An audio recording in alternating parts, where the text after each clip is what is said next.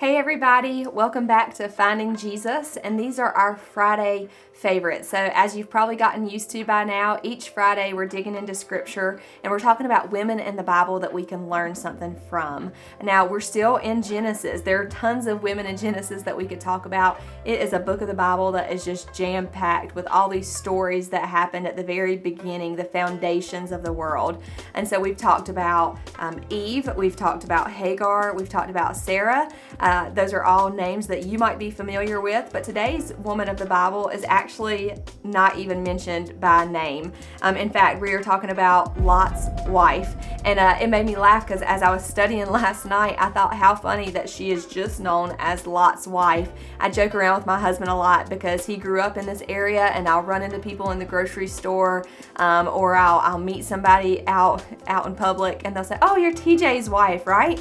So I proudly wear that name. I am TJ's wife, and today we are talking about Lot's wife. So she wasn't mentioned by name, but she's definitely worth us digging into her life. It's a very brief part of scripture. So if you know the story, Abraham and Lot were family. You know, they had received this promise. Abraham had received this promise from God that he was going to be a father of many nations. His nephew Lot is kind of tagging along.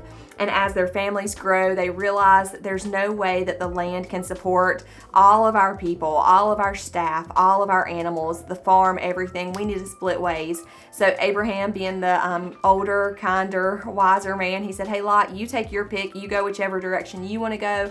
I'll choose the opposite side and we'll just split up. You know, we'll go our own separate ways. No hard feelings." Well, Lot chose what appeared to be the better land, but he actually settled near some pretty wicked places. He settled near Sodom and Gomorrah. And so, you know, God's watching this all unfold, and he finally gets fed up to the point that he's like, "I can't take it anymore. These people are wicked. The things that they do are grieving my spirit. It's detestable what they're doing. I'm going to destroy Sodom and Gomorrah." And he's talking to Abraham about this, who is obviously bothered because he has family nearby. He's like, "God, would you not do it? Please don't. Would you spare the city if you could just find 50 righteous men?" And God's like, "Yeah, you know what? If there are 50 righteous men, I'll spare the city." So Abraham gets bold and he's like, "Well, what if there's not 50, but what if there's 45? And God's like, "Yeah, I would even spare the city if there were 45. Well, Abraham keeps on taking it down. He's like, "What if there are 40 righteous? Yeah, I'd do it for 40. What if there are 30 righteous? I would even do it for 30. Abraham says, "What if there are 20 that are righteous, God? Then would you spare the city?" And God said, "Yes." And finally, they settled on the number of 10. 10 righteous people. That's all they needed. And God said, "I would spare the city if there were 10 righteous." But unfortunately, there were none. There were not enough righteous people for God to justify saving the city. And so the angel comes in Genesis chapter 19 and says, "Hey, it's time for you to leave. You've got to get out of here." And I'm going to jump down to the one verse where we see Lot's terrible debut. It's actually verses 25 and 26. He demolished these cities, the entire plain, all the inhabitants of the cities, and whatever grew on the ground, like he rained down fire from heaven. But Lot's wife looked back and became a pillar of salt. Now they had been given this command not to look back. He said, like, "Look, just take your family, Lot, get out of town, don't look back." And Lot's wife couldn't help herself. Now I think of how tempting that would be for so many of us, because if you pass a wreck on the side of the road, don't we all like break our necks to see what's going on? We're so nosy. We've got to know what's going on. But they had been given this command to not look back, and Lot's wife did. She turned into a pillar of salt. She was lost forever. You know, she was gone. So what can we learn? It's obvious. Don't look back. You're not going that direction.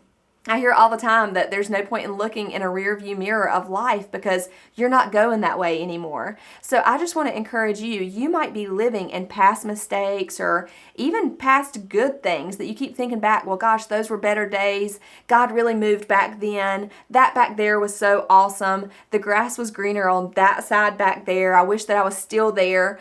God is not there doing things in your life anymore. God is moving you forward from glory to glory. And so I would just encourage you, don't be like Lot's wife.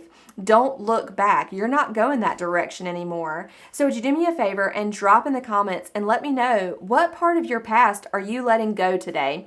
What are some things that you can say, you know what, that happened then, that hurt happened then, that anger, that bitterness happened then, or even, hey, those good times happened then, but I'm moving onward and upward. I'm trusting God that the best is yet to come. I'd love to hear about it. Drop it in the comments below, and be sure to subscribe to the channel. It really does help us get the word out to other people, to encourage other women, other moms, other believers, and maybe even unbelievers who are listening to this for the first time and hearing that they don't have to live in their past, that they can keep on moving forward. So I'm so glad that you joined us today. We're here every Tuesday and every Friday, and we'd love to connect with you soon. So take care. Until next time.